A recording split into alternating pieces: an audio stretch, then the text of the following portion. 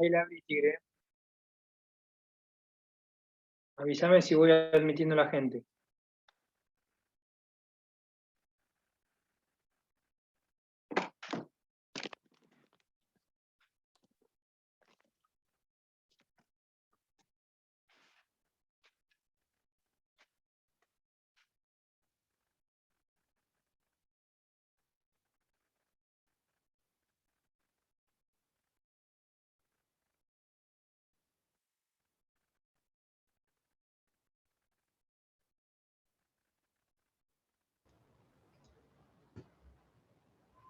Hola, Carlos. ¿Cómo andás? Bien. Me alegro.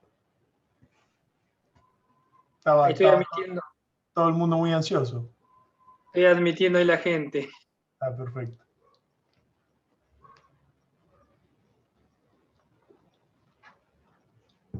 Si querés, abrilo, sacá la sala de espera y entran todos. Ahí me mataste como es, pero... Te vas a... abrí el chat. Sí. Dame un segundo. No, pero no te puedo indicar porque estoy... No te das problema, ahí voy aceptando. Sí, te vas a quedar enganchado.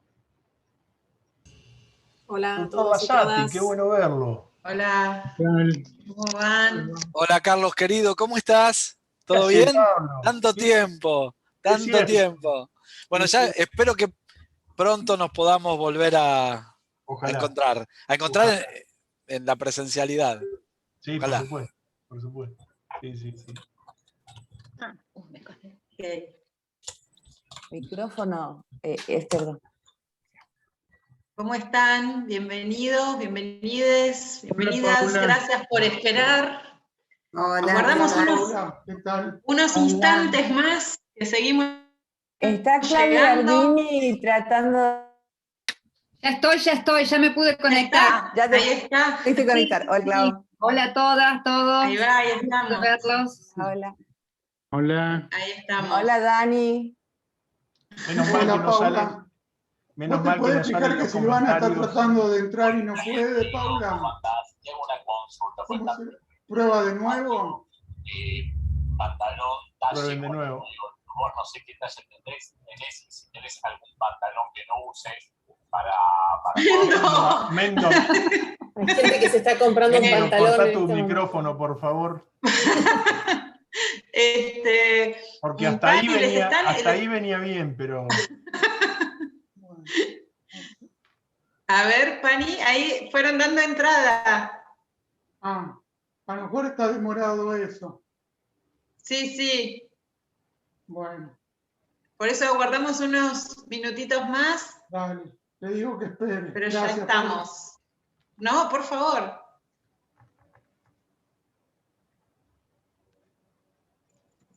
Bueno.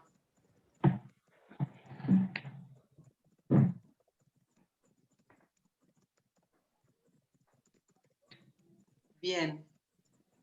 Ahí nos están contando por el chat que si habilitan la cámara, escucha entrecortado, así que, bueno, cuestiones de conectividad de estos tiempos. Esa es Vicky Martin que no escucha bien, tiene problemas. Ella. No. No. Bueno,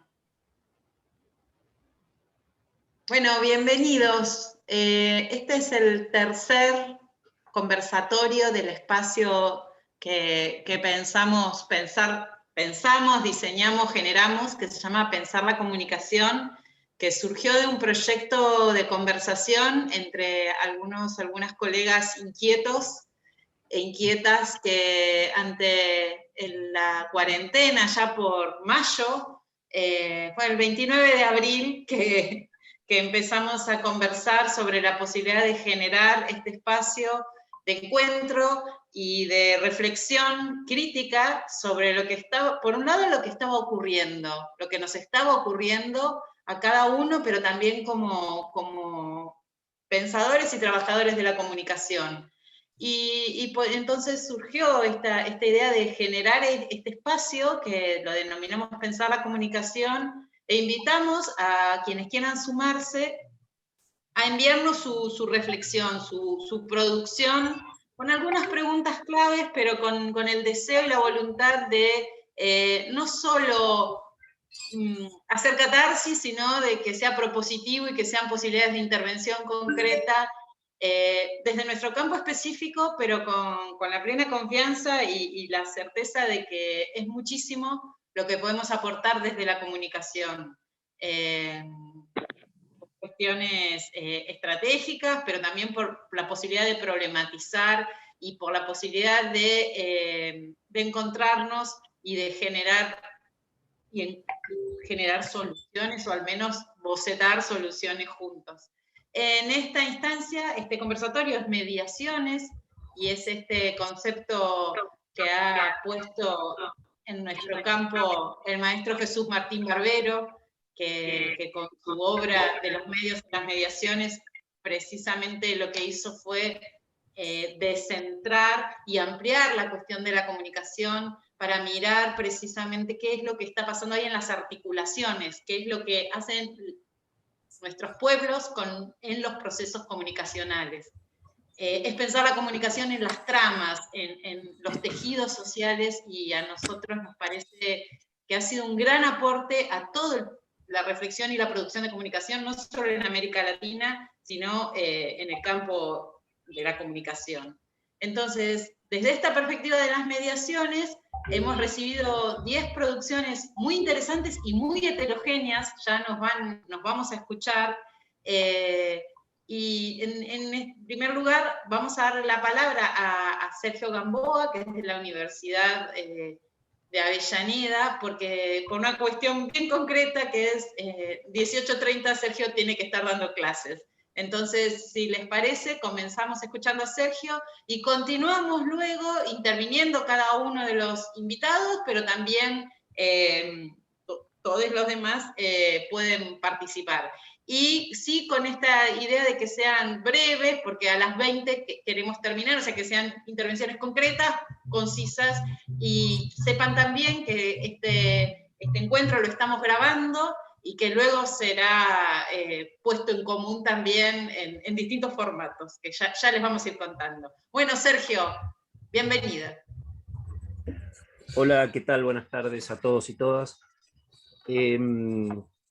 Bueno, yo el año pasado, cuando presenté el pequeño video sobre una reflexión de lo que estaba pasando a raíz de la pandemia, la comunicación, y en este caso yo soy profesor en historia, así que me dedico a la historia, y de hecho la carrera de periodismo de historia de la comunicación, yo decía un par de conceptos, o trataba de vertir un par de conceptos, que era en tratar de encontrar en la historia, de alguna manera, respuestas a la situación en la cual estamos viviendo o estábamos viviendo en ese momento.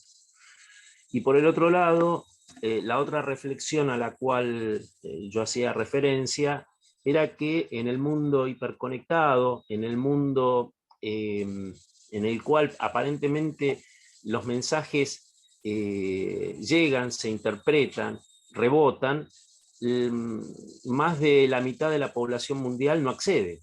A ver, hace poco estaba escuchando a una ministra de Santa Fe y ella decía algo que me llamó muchísimo la atención, pero que lo podemos ver en todo el país.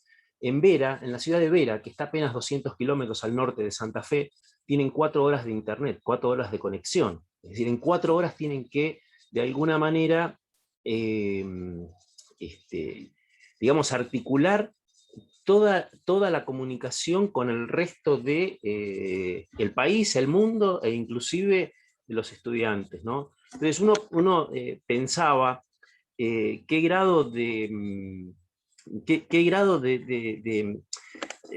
desequilibrios en los discursos, ¿no es cierto? En el discurso, por ejemplo, de la igualdad, de la ciudadanía, del acceso a los derechos, cuando en realidad estamos en un mundo tan desigual y en un mundo que cada vez nos lleva a una desigualdad mayor, que cuando el año pasado pensábamos que por ahí la salida era la comunicación a través de todos estos sistemas en los cuales estamos tratando de encontrarles una salida y una metodología para llegar a cada vez mayor cantidad de personas. Saber que en nuestro propio país, no hablar de otros lugares, hay gente que no tiene electricidad, ya demuestra la desigualdad a la cual uno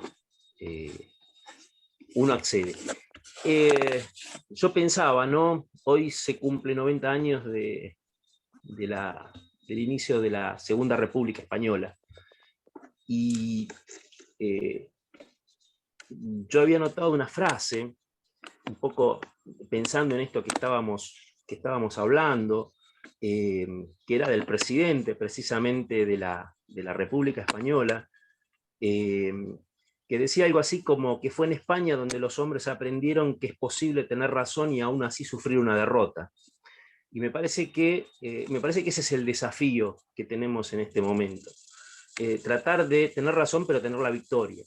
Yo pensaba, ¿cómo podemos nosotros desde la educación superior proponer alternativas, proponer la llegada a distintos lugares? Porque me parece que esto ya no es meramente una cuestión de investigación, de docencia, sino también ya es una cuestión social en la cual el compromiso nos queda cada vez más cerca y nos envuelve. Pareciera un discurso político, y está mezclado con lo político, porque el año pasado estábamos de alguna manera confiados en un montón de propuestas que se estaban haciendo, no solamente acá, sino en el resto del mundo. Muchos decían que íbamos a salir mejores de esta pandemia.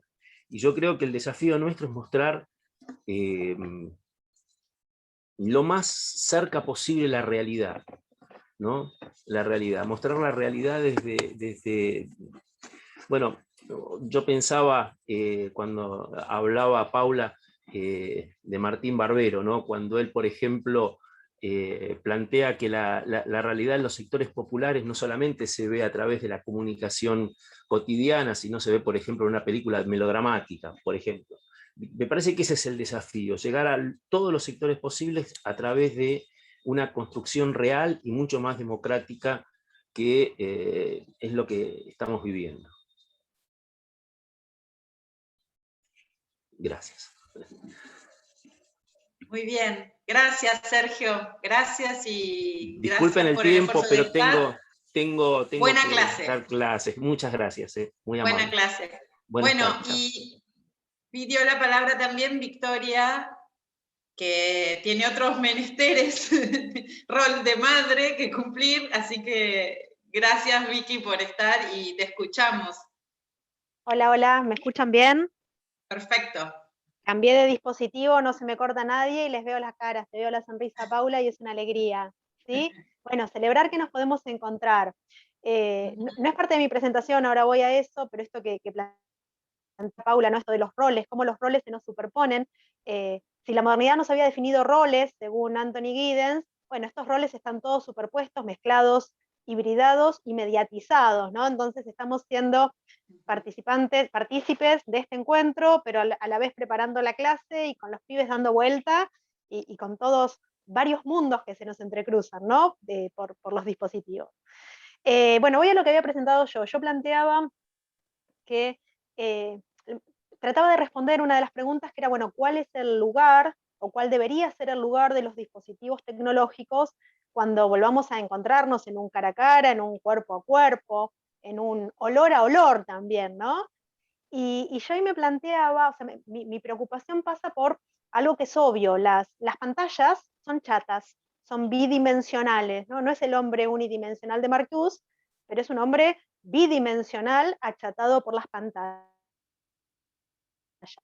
Y en esto, si Sergio planteaba la cuestión de la desigualdad, me gustaron mucho las otras intervenciones que se preguntaban acerca de las posibilidades democráticas, ¿no? Digo, y son preguntas cruzadas.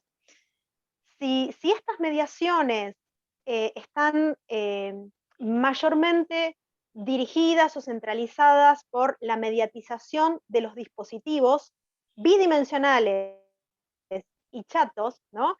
¿Qué lugar quedan para construir vínculos? Pero vínculos que no solo nos lleven a la democratización y a la igualdad en cuanto al acceso, a los usos y a las habilidades, sino vínculos que recuperen las 3 dimensiones, las 4 dimensiones o las 5 dimensiones de nuestra humanidad. Y esto es que incorporen y sobre todo que faciliten salir de las pantallas. A mí me preocupa, agradezco a las tecnologías y a la mediatización tecnológica que nos permita poder seguir vinculados en este contexto de pandemia, pero me preocupa que nos acostumbremos tanto que cuando podamos volver a encontrarnos en un cara a cara, sigamos más atados a nuestros dispositivos y a esta bidimensionalidad que a lo que nos hace verdaderamente humanos, que tiene que ver con los vínculos, y no solo con los vínculos simbólicos, sino con los vínculos de los cuerpos, de los deseos. En esta hora de dispositivos, Martín Barbero y también Orozco Gómez nos señalan que corremos el riesgo de quedar atrapados en lo vertiginoso de esta dimensión tecnológica y olvidarnos de las otras dimensiones. Orozco Gómez dice, hay un despoder social de las otras instituciones, porque las tecnologías van horadando y van mediatizando todas las otras esferas de la vida social. Esto lo dice 20 años. Yo no sé hoy si Orozco Gómez está con un ataque de nervios o con un chaleco de fuerza, porque si algo nos queda claro hoy es cómo estos dispositivos han traspasado y reconfigurado todas nuestras relaciones. En definitiva, yo lo que propongo es que cuando volvamos a las aulas presenciales en un cara a cara, dejemos los dispositivos de lado y que disfrutemos del aula, que suframos el aula, que vivamos, que experimentemos el aula sin tener ningún tipo de mediatización tecnológica de este tipo de dispositivos digitales. Un pizarrón, una canción, pero no que nos estemos vinculando solamente a través de estos dispositivos. ¿Para qué? Para salir de esa bidimensionalidad y poder recuperar vínculos, insisto, más humanos, que a mi gusto son mucho más democráticos que aquellos que nos facilitan o nos obstaculizan los dispositivos, la posibilidad de conectarnos y los algoritmos. Salgamos de la dictadura de los algoritmos cuando volvamos a las clases. ¿Sí? Esa es un poco la idea general que quería compartirles en este video de hace un año. Muchas gracias. Bueno, gracias Vicky, muchas gracias a vos. Bien, no sé quién quiere continuar. Claudia, si querés vos, Nadir, como quieran. Profesor Giordano pide la palabra. Profesor Giordano, no le veía, disculpe. No, gracias, Miguel. No, por favor. Gracias, Mendo. Gracias, Paula. Hola a todos, todas y todes. Qué bueno verlos.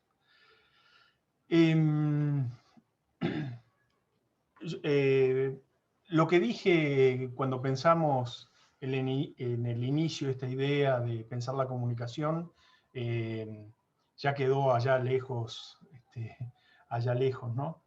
Demasiado atrás. Sin embargo, hay ahí un germen.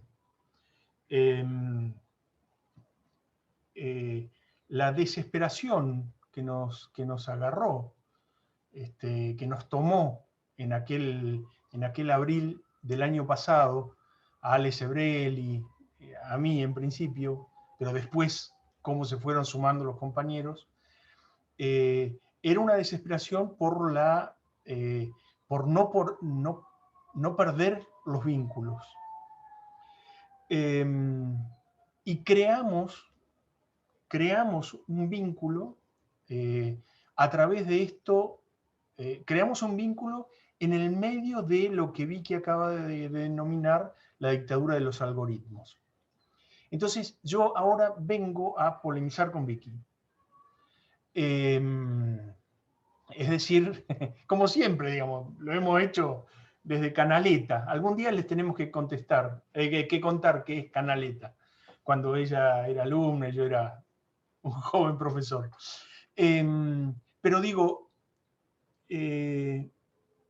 siempre ha habido en la modernidad una preocupación por la tecnología. Digo la modernidad para hablar de tiempos conocidos por todos y estudiados por todos. Todos los que estamos acá sabemos de qué hablamos cuando hablamos de modernidad.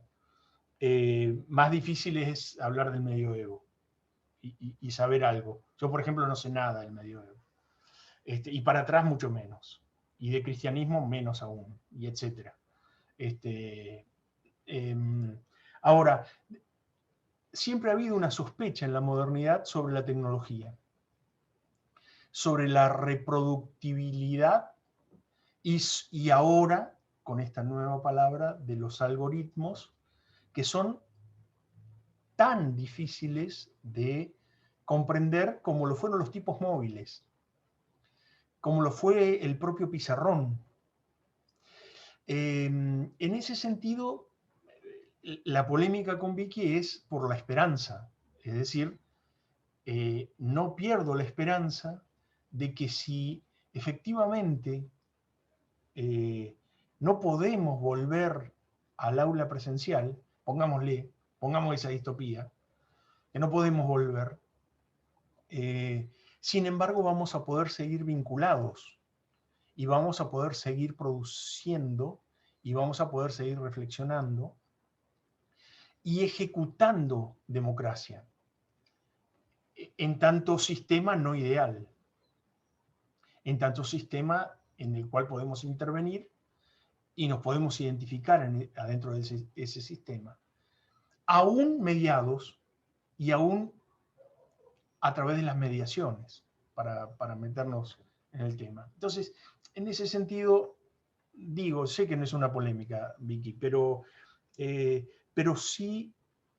yo no dejaría los dispositivos que hemos aprendido a usar, que nos extienden. Por supuesto, ¿quién no quiere volver al aula y abrazarse?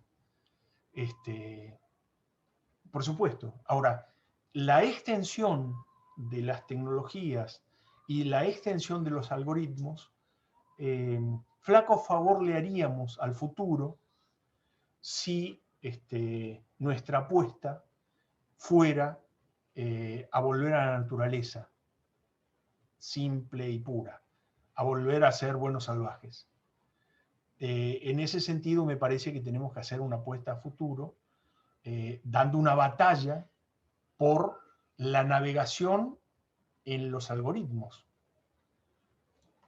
no permitiéndoles que nos dicten duramente el futuro, sino trabajar con ellos, tomarle las armas y a lo mejor por ahí liberar un pequeño espacio.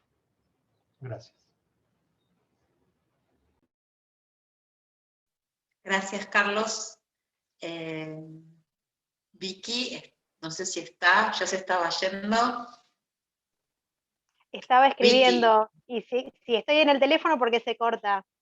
No, lo que escribía es que no veo la polémica. Digo, coincido plenamente con Carlos, me parece que en un primer momento deberíamos tratar de salir de la chatura de los algoritmos, después sí aprender a manejarlos, pero en un primer momento yo dejaría todo de lado para recuperar estas mediatizaciones, y me parece que sí, que no sé si en esto coincidimos o no, Carlos, que hay una diferencia entre los medios del siglo XX, los medios electrónicos, y estos medios digitales que lo agradan todo y que tienen lógicas muy pero muy diferentes, desde justamente no solo los algoritmos, sino la propuesta y la autodefinición más democrática que nunca, porque además se autopronuncian como los más democráticos, los menos interesados. Digo, estoy pensando, por ejemplo, en lo que es el capitalismo de las plataformas, ¿no? Que es la panacea absoluta del que quiere manejar un auto y ser contratado y contratar al mejor conductor, ¿no? O esto que lo que te muestra Facebook es totalmente libre y que sabemos que no es así.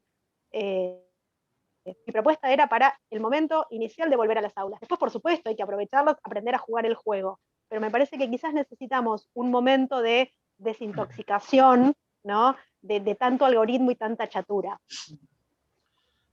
Sí, sí. Okay. Esa es la ¿Estamos de acuerdo? No, esa es la polémica.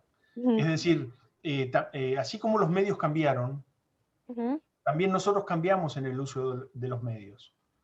Y en ese sentido, me parece que hay que acelerar el cambio y no retrasar el cambio. Hay una interesante idea en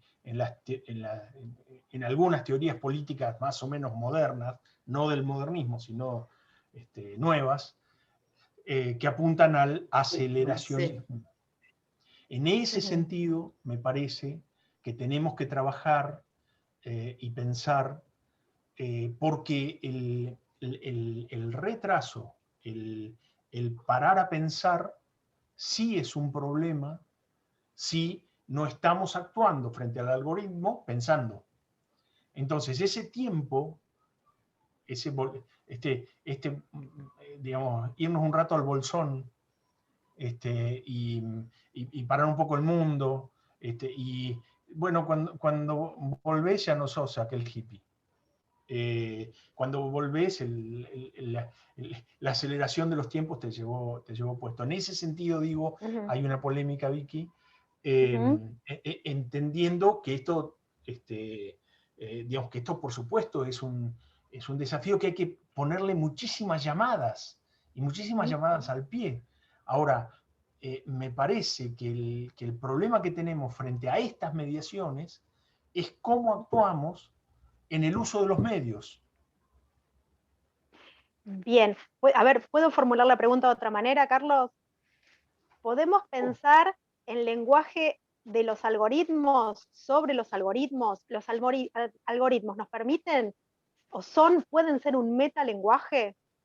Porque quizás lo que está de fondo también es eso. Bueno, esto, sí, no quiero, bueno, no quiero hegemonizar, solamente digo esto, hay un algoritmo también, hubo un algoritmo también en los púlpitos, hubo un algoritmo también en la tiza y el pizarrón.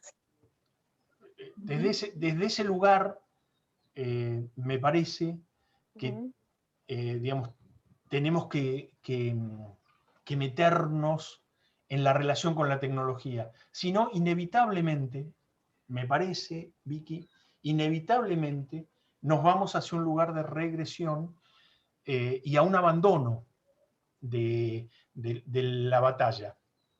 Y no quiero abandonarla, al contrario, quiero darla, ¿no? Pero nada, eso. Bien, igual continuemos, ampliemos estos sentidos también dando lugar a, por ejemplo, Susana Martins, Claudia Ardini y Carla Avendaño tienen en sus videos, en sus propuestas, me parece que tienen muchos puntos en común con esto que vienen conversando Victoria y Carlos. No sé si quieren intervenir. Elijan ustedes el orden. Hola. Sí, Claudia. Arranco. No, arranca Susana, no tengo problema. ¿Sí? Victoria, ¿querés arrancar vos? No, habla vos y sigo yo. No, yo me quería sumar a la segunda ola de polémica de Giordano. No, a ver, sí, puntualmente digo, la intervención que tuve hace un año justamente iba para ese lugar, porque en principio yo quiero plantear algunas cosas que pueden sonar un poco disonantes. Lo primero que voy a decir es que es tiempo, me parece, de dejar de ver esta situación como una excepción, porque esta situación ya se convirtió en un aquí y ahora que no tiene una fecha imaginable digamos, de que termine, un horizonte. Entonces, lo que el año pasado pensábamos como excepción y emergencia, y nos ponía en situación de sujetos para resolver un problema en emergencia, hoy se ha convertido en un hábitus, en una práctica. Y eso nos pone necesariamente, nos obliga a desplazarnos como sujetos que reevalúen las prácticas, porque ya hablamos con 3 semestres encima, digamos, ¿no? Estamos cursando el 3er semestre en esta situación y no tiene, como dije recién, un final a la vista. En ese contexto, ¿qué pasó? Pasó que, así como las tecnologías de algún modo redefinieron los vínculos o tuvimos que volver a encontrarnos en otra dimensionalidad, como dice Vicky. También es verdad que nos extendieron, como dice Carlos, y que generaron, por ejemplo, que un montón de personas vuelvan a la universidad porque pudieron acceder por estos medios. Entonces de pronto se convirtió en una excepción que incluía, y eso está bueno. Pero además se generan prácticas que no vamos a poder dejar cuando volvamos a la presencialidad, porque no va a poder, digamos, no nos va a dar el contexto, porque la demanda del otro va a estar, y porque no podemos hacer borrón y cuenta nueva como si esto no hubiera pasado, ¿no? De algún modo, que la pandemia nos atraviese nos devuelve distintos al mundo, ¿no? Y ese volvernos distintos es que obviamente vamos a tener que empezar a pensarnos como en formatos híbridos. Y también empezar a preguntarnos, digo, ¿cuáles fueron los mitos, o cuáles son los mitos, o las romantizaciones que giran alrededor de la presencialidad, y con las que no podemos todavía desligarnos, de las que no podemos salir? Porque hablamos de los cuerpos en la presencialidad. ¿Y qué hacíamos con los cuerpos? ¿Cuáles son los cuerpos del aula en la presencialidad? ¿Uno entraba y se abrazaba con los 35 estudiantes que tenía? No, no hacíamos eso. Los cuerpos de la presencialidad escolar, ¿no? Pensada, digamos, en ese formato moderno, hablaban de cuerpos distantes, de cuerpos obedientes, de cuerpos dóciles, en todo caso, ¿no? Para reflotar a Foucault. Entonces, tampoco es que hacíamos un picnic, dábamos una clase, y con una distancia corporal que es la que habilitaba la práctica de la clase. Y no es que no hay cuerpo cuando hay virtualidad, hay cuerpo. No solo hay cuerpo, hay restitución de un modo de entender el cuerpo que ya excede a lo meramente visual y auditivo, que podría ser, ¿no?, los olores, por ahí que decía Vicky también. Pero de pronto tenemos algo que para Peirce es importante, que es nuestra manera de estar, que es la voz y la gestualidad. Y en la voz y en la gestualidad tenemos un montón de matices para que ese cuerpo cobre distintas dimensiones y se revalorice en la pantalla. Entonces la pantalla es una plataforma en la que nosotros tenemos que encontrar otras maneras de ser sujetos. Y por ahí tenemos que ser sujetos más estandaperos, quizás tenemos que ser sujetos más móviles, tengamos que ser sujetos más creativos. Tal vez tengamos que pensar que las prácticas que los estudiantes tienen con las redes y con la tecnología no son prácticas que han sido pensadas para lo educativo, pero que pueden volverse educativas si nosotros somos aquellos que establecemos el vínculo pedagógico necesario para que esa práctica se vuelva educativa. Porque uno de los obstáculos que encontramos, digo para no hablar de todas las potencialidades de la virtualidad, uno de los obstáculos que encontramos sí es que el malentendido estructural que funciona en la comunicación cara a cara vuelve a funcionar en la plataforma, pero no es que funciona en la plataforma porque la plataforma lo obliga, el malentendido es estructural a los procesos de comunicación. Entonces lo que permite la virtualidad, por ejemplo, es que nosotros podamos dejar grabada una clase, y entonces de algún modo restringir el proceso, ¿no? o achicar la capacidad de error, que ese estudiante que por ahí algo no le quedó pueda volver a verlo al infinito, 3 veces, 4 veces, 5 veces la misma clase. Pero ahí aparecen otros problemas, que a mí me parece que es central que nosotros podamos plantearlo en este contexto, que es el tema de la soberanía digital educativa. Estamos utilizando las plataformas de los algoritmos, y estamos utilizando las plataformas donde aquella, digamos, que en realidad nos impone el imperio, si quieren sonar muy marxista, ¿no? nos impone el imperio, estas corporaciones que manejan, ahí sí, vía algoritmos, los deseos, los comportamientos, las conductas. Pero nosotros tenemos en algunas instancias, en la Universidad Nacional de La Plata, por ejemplo, y sé que no en otras, y brego por ello, el desarrollo de plataformas autónomas, que los mismos docentes se resisten a usar. ¿Sí? Porque no les son amigables, porque los entornos no les son accesibles, porque se les caen, bueno, por X cosas. Es muy difícil combinar el desarrollo tecnológico que necesitamos para la masividad, ¿no? Para el modelo de educación superior que políticamente sostenemos que es el masivo. En eso hay que trabajar, hay que invertir, ¿no? Hay que trabajar en poder tener un sistema tecnológico, un desarrollo tecnológico acorde a la noción política que queremos de educación superior, inclusiva, masiva, heterogénea, federal. Pero hay que tomar la decisión política de invertir en el desarrollo de esas plataformas. Hay que tomar la decisión política de bregar por la soberanía digital nacional, y decir, bueno, entonces trabajo con el desarrollo de Jitsi, que es ARSAT. No trabajo con Facebook, o no trabajo con Google. ¿Sí? No puedo escuchar hoy a un docente decir, no, pero es mejor el Classroom. Porque hay una decisión ético-política que hay que tomar para cuando nos asumimos como sujetos docentes. ¿Cuál es la posición ético-política que hay que tomar cuando uno es docente? Además de sostener el vínculo. No tenemos que tener una mirada política, y ahí estoy con compañero Sergio, que se tuvo que ir.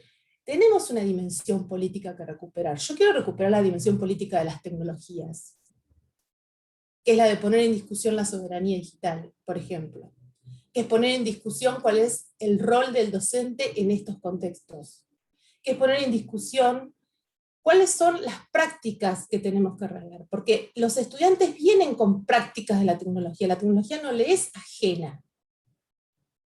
No es un lugar al que llega, y sin embargo tiene infinitos inconvenientes para acceder. ¿Por qué? Porque el uso que hacen de la tecnología no es el uso precisamente educativo. Y si los docentes usamos los saberes de ellos para poder desarrollarnos mejor, pero entonces ahí la pregunta sería cuáles son las competencias que tiene que tener un docente para poder trabajar mejor en virtualidad. ¿Y quiénes dotan de esas competencias? Porque si también tenemos que ser realistas, hemos estado muy solos. Hemos estado muy solos en el desarrollo de la clase. Porque lo que se virtualizaron fueron las clases, no se virtualizaron las instituciones. Se virtualizaron solamente los espacios áulicos. ¿Sí? Y entonces logramos sostener cátedras con más o menos esfuerzo, pero luego la institución no tiene un desarrollo virtual, y me refiero a lo administrativo, me refiero a todo lo que sostiene a ese espacio de clase. Entonces, a mí me parece que ya es imposible pensar en regresar. Me preocupa la toxicidad, sí, también me preocupa la toxicidad, pero más me preocupa dejar gente afuera. Eso me preocupa más. Sí. Vamos redondeando así. Sí, perdón. Perdón. No. No, y por ahí, en realidad para cerrar, digamos, alertar sobre la sobreestimación del voluntarismo, ¿no? El docente, creo que hay una carga muy fuerte puesta en el voluntarismo de cada uno de los docentes, y a veces eso se sobreestima. Tenemos la mejor, pero no nos podemos quedar tan solos. Nada más. Gracias. Bien, gracias Susana. Pidieron la palabra en este orden: Claudia Ardini, luego Carla, y luego Daniela, que Daniela me estaba diciendo que tenía una conexión bastante precaria. No sé si les parece bien este orden. Daniela, ¿vos quisieras hablar antes por el tema de la conexión? Por mí no hay problema, si Daniela quiere hablar antes no tengo problema. Ok. Espero, no hay problema. Bien, que van todos en la misma discusión, en la misma línea. Espero. Ok. Muchas gracias. Bueno, gusto de ver a tanta gente querida, linda aquí, y que nos hayamos podido reencontrar nuevamente en estos conversatorios que que también nos vinieron el año pasado y bueno, en su primera edición y que ahora retomamos, la verdad, estuvo muy bien pensado, más allá de la coyuntura que significó en aquel momento, pensábamos como coyuntura la pandemia, y lo que significa este presente, que realmente, ¿no? Como en algún momento dijo durante el año pasado Jorge Carrión, probablemente el siglo XXI haya comenzado verdaderamente con el COVID-19, ¿no? Como experiencia para la humanidad y como cambio disruptivo para toda nuestra vida. Y pensaba, claro, cuando uno se escucha entre colegas, compañeras, todo el tiempo van apareciendo cosas y lo que inicialmente pensaba retomar de del video del año pasado, ahora se me ha ampliado así, ha crecido, se ha ramificado y entonces no sabría por dónde, por dónde retomar, como lo más importante para ser breve. La primera cosa que quiero pensar en relación con, porque me interesa no perder el hilo de las mediaciones, ¿no? Pero en esta cuestión de la tecnología que surge, ¿no? Si tecnología sí, no, si el hartazgo, el agobio que nos provoca en algún punto tanta pantalla, ¿cómo quizás lo que tiene de agobiante es la dimensión de esta tecnología que supera de alguna manera lo accesible, lo humanamente accesible? Porque en realidad, cuando uno piensa, digamos, que todo es pantalla, uno podría decir, remontándose a la invención del alfabeto, bueno, todos son palabras, o podríamos decir todo es escritura, ¿no? Y la escritura, de alguna manera, definió el signo que tuvo toda nuestra era y lo que conocemos y cómo ha sido la transmisión y la construcción gramatical, la construcción científica, toda la construcción de conocimiento para nosotros estuvo definida por la invención del alfabeto fonético. Con lo cual, luego, digamos, masificado por la imprenta, por los tipos de la imprenta que aludía Carlos.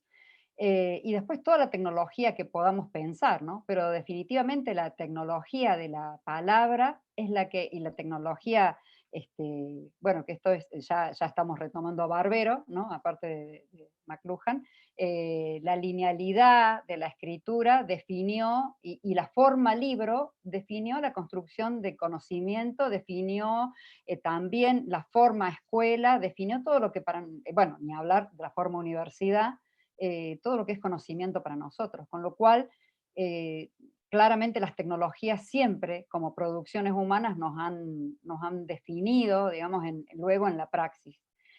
Pienso en relación con esta idea del aceleracionismo que planteaba también Carlos. Lo que está ocurriendo es que no alcanzamos, por lo vertiginoso del proceso, a dar cuenta de lo que ocurre con la tecnología en este momento, porque cada momento que empezamos a analizar o a aprender algo, ya hay algo superándolo, con lo cual esa sensación, digamos, de lo inaccesible, de lo inasible, de lo que nos pasa por encima, me parece que es la sensación en la que por allí con Susana, no, con Vicky, que dijo, bueno, paremos un minuto y volvamos al aula sin pantalla. Yo creo que, digamos, es el impulso de pensar, un impulso casi como de querer parar en el mundo, que me quiero bajar porque esto no lo puedo sostener, ¿no?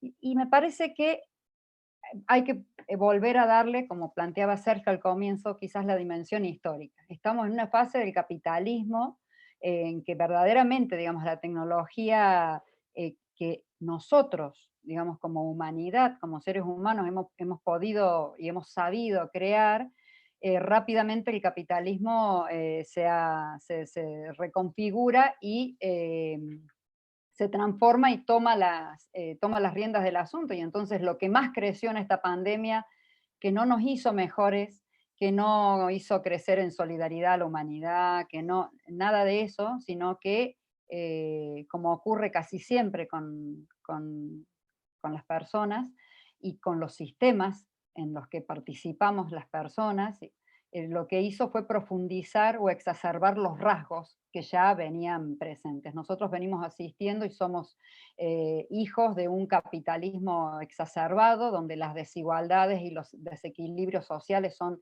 como el dato más elocuente, y lo único que hizo fue exacerbarse en esta pandemia, lamentablemente, ¿no?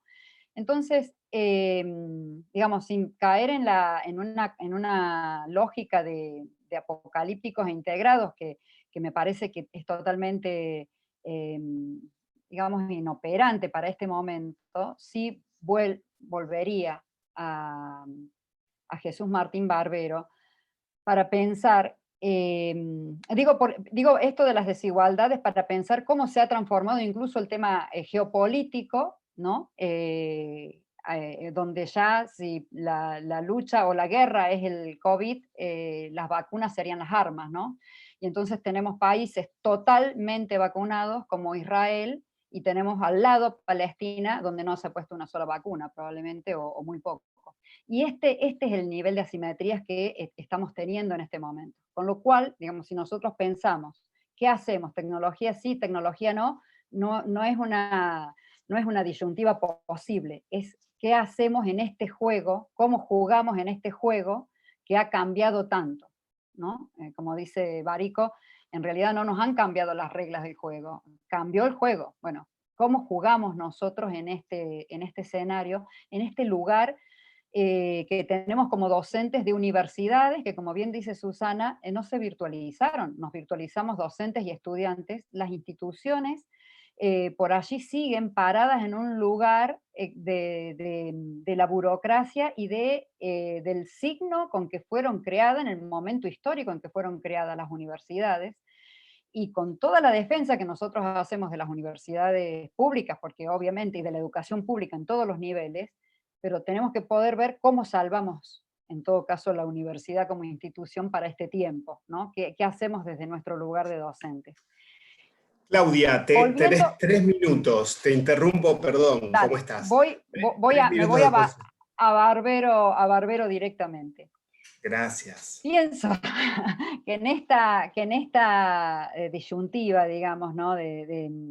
Con la tecnología, con las pantallas, pensar en el concepto de mediaciones, sí me parece que nos hace recorrer, digamos,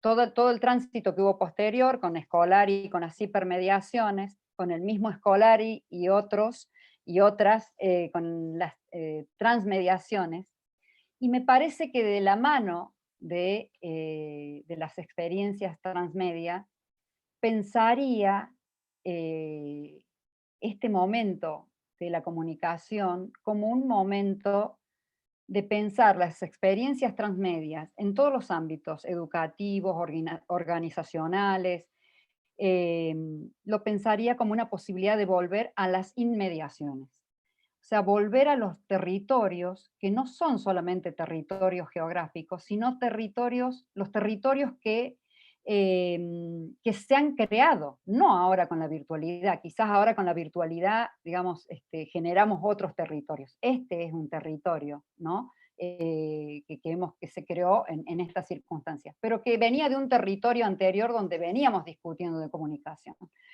Entonces pensar, digamos, cómo nosotros podemos, con la tecnología con la que se dispone y por supuesto haciendo las salvedades en las que uno acuerda, comparte, de las dificultades que hay de acceso a la conectividad, de acceso al conocimiento de la tecnología, de acceso al uso de la tecnología.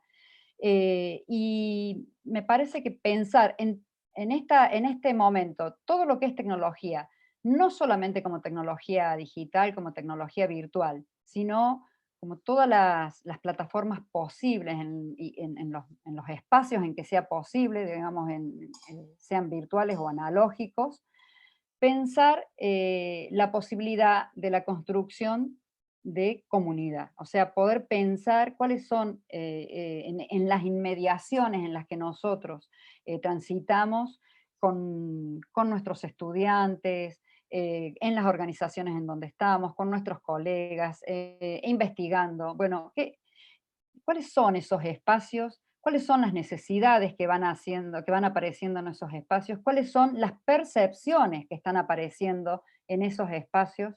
Y poder unir hilos, digamos, de esta trama que estamos necesitando tejer en esas inmediaciones.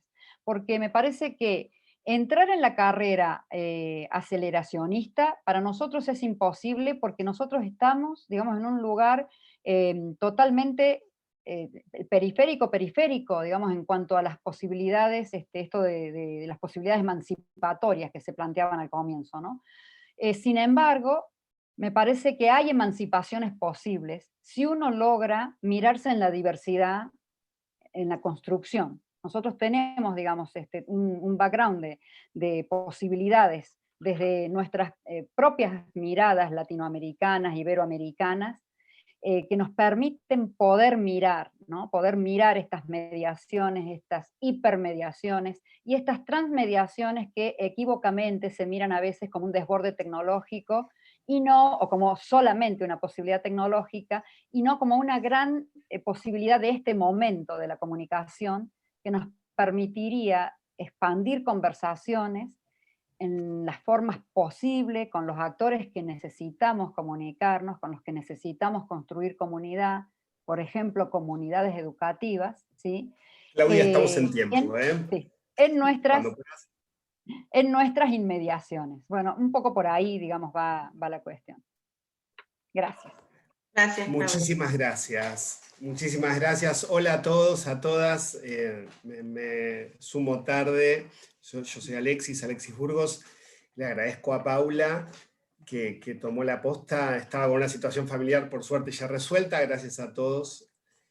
Si les parece bien, avanzamos. Paula, ¿te parece bien? Sí. Avanzamos. Ahora... Tengo pedido de palabra.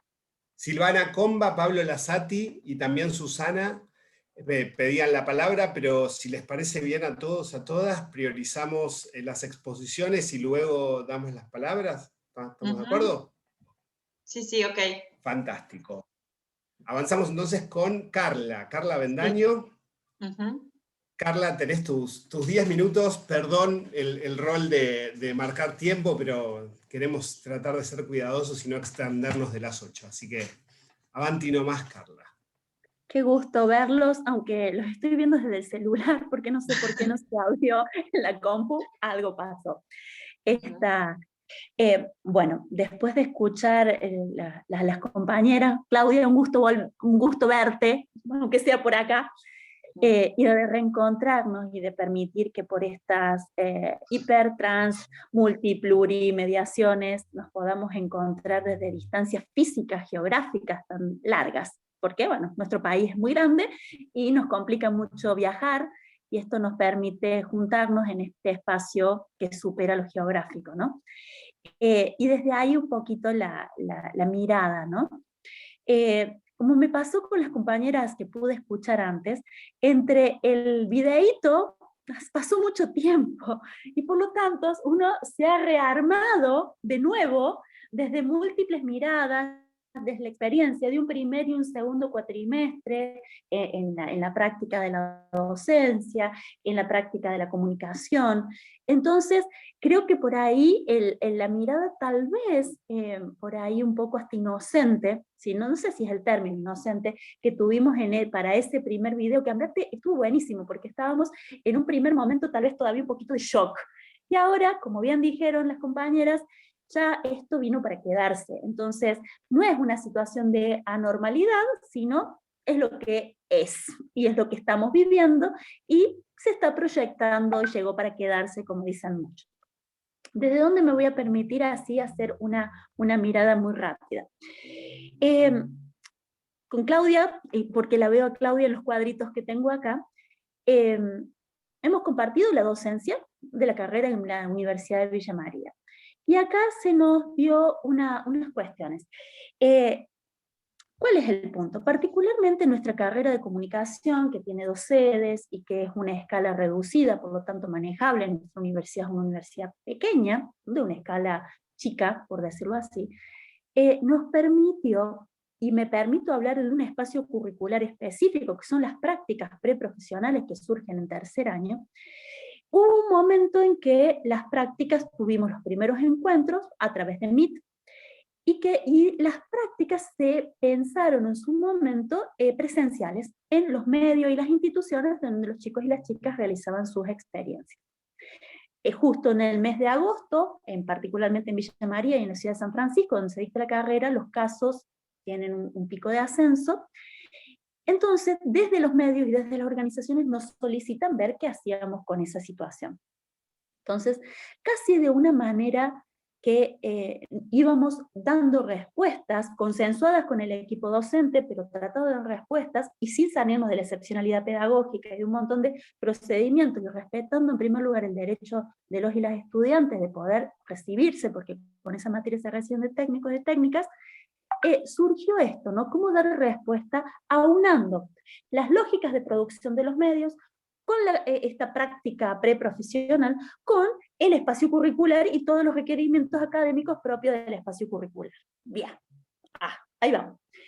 En este sentido, el espacio tomó una hibridez así un poco rápida, no improvisada porque fue consensuada, pero sí diríamos que improvisada en el sentido de la respuesta rápida, no planificada en el tiempo, vamos a decir la verdad. Y esto, ¿y qué pasó?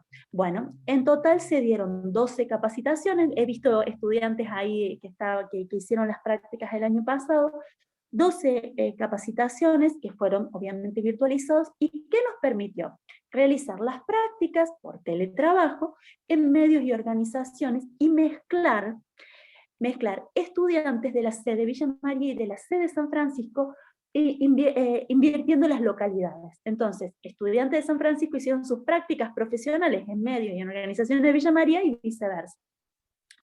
Moraleja de todo esto: aceleraciones de procesos, ya lo hemos visto, nuevos contratos, y me permito esto, nuevos contratos de lectura, no solamente desde los contenidos, las formas comunicativas, y lo que decía una de las compañeras antes, está bien, no ponemos el cuerpo físico en el beso, en el abrazo, pero sí hay toda una postura y una relectura y una puesta en escena del cuerpo físico, y hay otro elemento donde se nos rompen las barreras entre las instituciones y lo doméstico. En este momento estoy en mi casa, ¿bien? Y esta ruptura de la barrera, que también nos metimos como la institución, representante de la institución, nos insertamos en el espacio doméstico de cada estudiante, tuvo sus pros y sus contras. Pro, a favor de las posibilidades tal vez multihorarios, de que los estudiantes no se tuvieran que movilizar, por ejemplo a Villa María, porque aparte sabemos todo el contexto, pero a su vez algunas contras que tal vez a muchos de ustedes les pasaba, de apagar las cámaras, porque el espacio privado no quiero que se haga público por alguna cuestión del siglo. Eso por nuestra parte. Vamos con otra cuestión. Cuando alejamos un poquito el zoom de la cámara, ¿no? de las prácticas profesionales, ¿qué visualizamos? Se nos recibieron estudiantes que estaban en otros países, permitimos que se incorporaran principalmente en el segundo cuatrimestre estudiantes que por cuestiones laborales no podían en la presencialidad asumir el contrato áulico, y nos permitió recibir estudiantes, y aparte nos permitió dejar asentados otras mediaciones donde, por ejemplo, todas las familias estaban viendo en tiempo real el trabajo final, o la exposición, o la recibida de los estudiantes. Bueno, más allá de esta experiencia, acá es donde yo me entro a plantear otras cuestiones. Yo soy de la ciudad de Villa María, una ciudad chica, que seguramente muchos de ustedes conocen, o si no, en algún punto del mapa la van a encontrar, y esto también nos permitió revisar micro, meso y macro.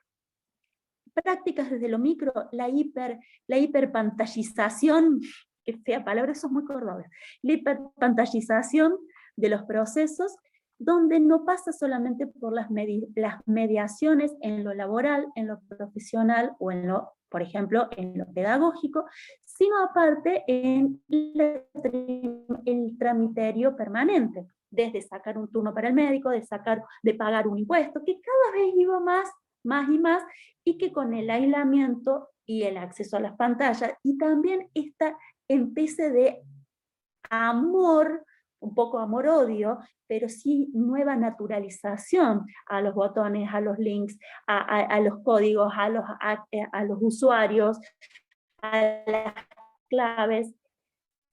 Empezamos como a naturalizar.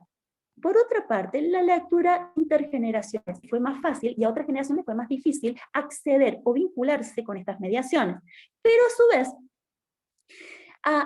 también hay, me parece, esto es una cuestión que yo observo, tenemos como una cuestión entre estructuras tal vez más profundas, de conocimiento, más arraigadas, más estabilizadas, tal vez de la modernidad, a una sobredosis de comunicación y tal vez la necesidad de generar estructuras de conocimiento. Entendamos que estos son medios más calientes, donde la info entra más desde un patos, digamos que desde un logos, por decirlo torpemente.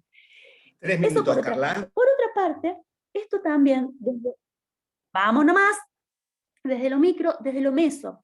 En particular, muchos de los procesos de gestión institucional, por ejemplo en el caso de la universidad, sí estuvieron mediados por pantallas.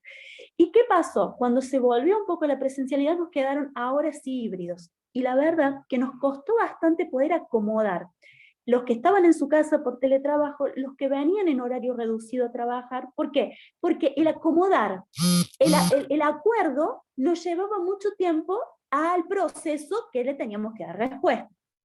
Y lo macro, como para poder cerrar un poquito mi idea.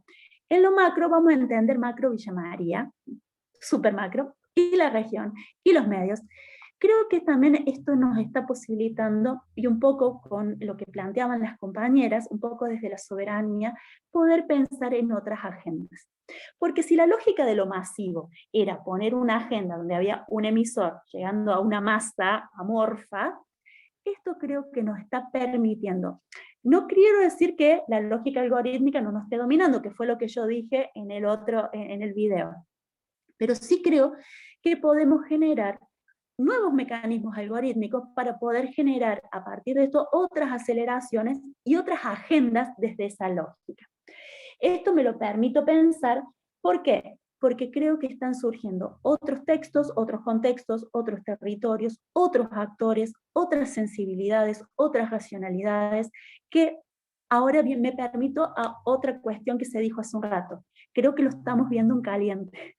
Y sí creo que está bueno todos estos aportes. ¿Por qué? Porque de algún tiempo lo vamos a tener que leer en términos históricos. ¿Y qué vamos a decir de esto de acá a unos años cuando veamos qué van a decir nuestros libros de historia, si es que existen, o nuestros mitos, nuestros sumos, lo que sea, cuando lo leamos en clave histórica, en clave de flashback? ¿Cómo lo vamos a entender? ¿Desde dónde? ¿Y cómo nos vamos a ver como humanidad, como comunidad, como seres humanos individuales? ¿Cómo nos vamos a ver a partir de estas nuevas mediaciones que nos recrean desde nuestras propias humanidades, leídos de acá a un tiempo? Era cortito lo mío. Muchas gracias. Gracias, Carla. Gracias, Carla. Muchas gracias.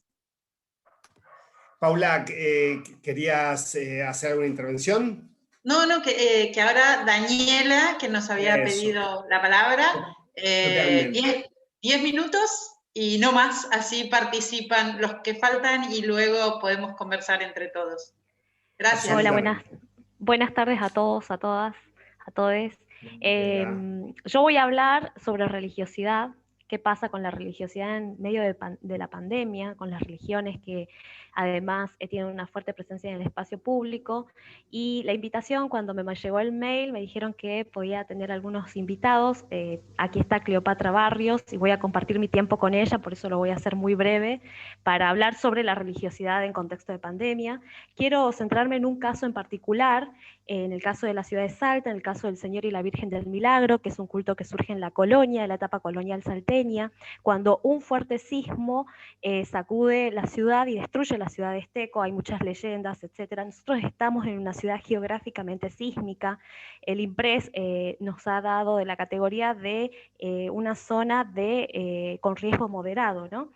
Y las imágenes se vuelven milagrosas porque hacen que cesen los terremotos. Esto es muy importante porque, para contarles el caso de lo que pasa en la pandemia, que hay una ruptura y hay continuidades también, es importante que ustedes conozcan que este culto es muy masivo, que este culto tiene muchos rituales. Entre los más importantes son la procesión, la peregrinación, las novenas. Las procesiones son por las principales calles de la ciudad, participa la iglesia, participan los medios, participaban antes las escuelas, eso es un tema aparte, participan los representantes del gobierno de turno. Luego tenemos la peregrinación, donde peregrinos caminan 9 o 10 días desde diferentes puntos de la provincia para llegar a la catedral y recibir la misa antes de participar después en la procesión, donde hay una inclusión subordinada de esos peregrinos porque se reproduce una jerarquía muy fuerte. Y después tenemos las novenas, que se hacen también en el espacio público, se ponen pantallas gigantes alrededor de la Plaza 9 de Julio, que es la plaza principal de la ciudad de Salta, y se puede rezar la novena en las calles, que también se cortan a tal fin. Yo en el video había mostrado particularmente los usos políticos que se hacía de este culto en contexto de pandemia, pero ahora quiero como actualizar un poco esta información y pensar un poco más en relación a las peregrinaciones. Si pensamos las peregrinaciones, como diría Fabián Flores, como geografías sagradas móviles, ¿qué pasan con estas peregrinaciones, con los peregrinos en contexto de pandemia? Si antes había una práctica de sacrificio en venir caminando desde lugares muy lejanos a la ciudad de Salta, y había desde los medios, se reproducía una representación de sacrificio, con la pandemia esto sucede de una forma muy particular. Antes había Facebook de, peregrinos de San Antonio de los Cobres, que es una localidad, peregrinos de Cachi y demás, y en el contexto de pandemia estos Facebook, estos grupos, adquieren una mayor visibilidad, una mayor presencia, empezar a subir fotografías de estos peregrinos que estaban en sus casas rezando y demás. Entonces, lo que podemos pensar, más aún pensando que hay una profunda desigualdad, que era lo que venían hablando los compañeros, en el acceso al Internet. Estas localidades somos una de las zonas más pobres de la ciudad de la Argentina. El acceso a Internet es muy difícil. La presentación del sacrificio, quizás uno lo podría pensar que también está jugando en la hora de que muchos peregrinos subían sus fotos rezando, o videos también el rosario, o estar congregados en sus casas. Entonces también, pensando de algún modo ciertas continuidades en esta peregrinación, que está fuertemente ligada a la idea de una identidad salteña, se refuerza la localía con estos Facebook que aparecen de cada una de las localías peregrinos de Cachi, peregrinos peregrinos de San Antonio de los Cobres, peregrinos de Santa Victoria Este, etc., ¿no? Entonces sigue habiendo ahí una cuestión identitaria de reforzar la localía con esta preponderancia de estos grupos. Pero si yo me tengo que centrar en las mediaciones para ir más rápido todavía, podríamos pensar que las fotografías que se suben en esos Facebook algunas veces eran rezando las novenas, y lo que implica, ¿no?, que mucha gente ni siquiera tiene acceso al celular, pero también eran fotografías que funcionaban como archivos, como memoria, en el sentido de que eran fotografías de ellos en peregrinaciones anteriores, ¿sí?, y se reforzaba de algún modo esa identidad de ser. También las mediaciones las podíamos ver en los videos, pero en general eran las casas de los organizadores de esas peregrinaciones. Los organizadores generalmente son los curas de las parroquias. donde no llega el Estado, llega la Iglesia acá en Salta.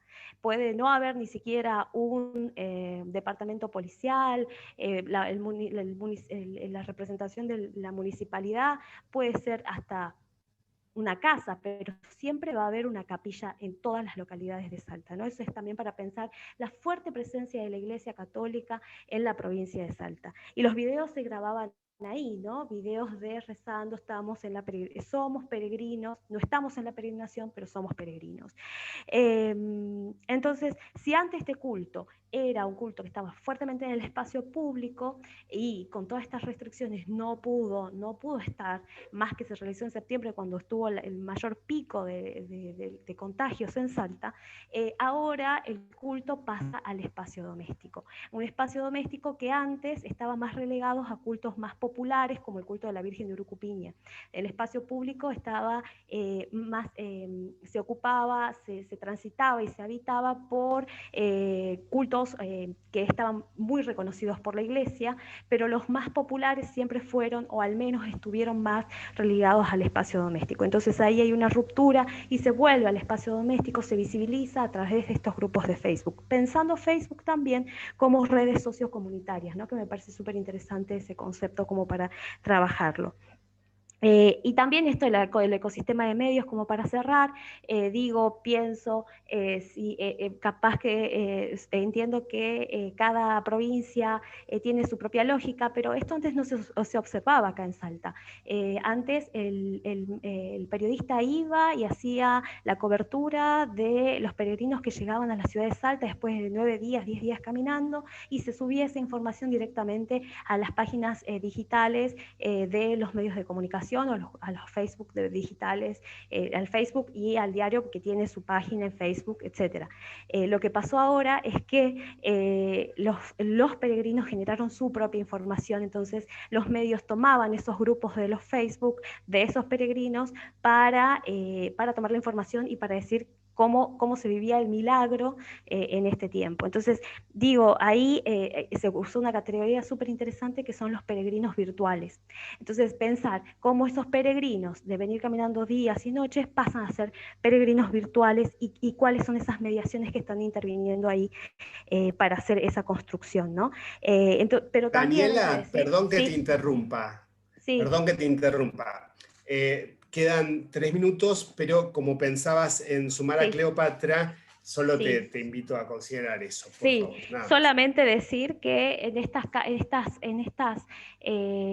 reproducción de el Facebook, de lo que subían los peregrinos a estos Facebook, que se replican en los medios, sin embargo sigue habiendo una lógica, una réplica de la jerarquía, porque en realidad son los organizadores los que controlan esos grupos, y de algún modo, si bien es una toma de la palabra, pero es una toma de la palabra a medias, ¿no?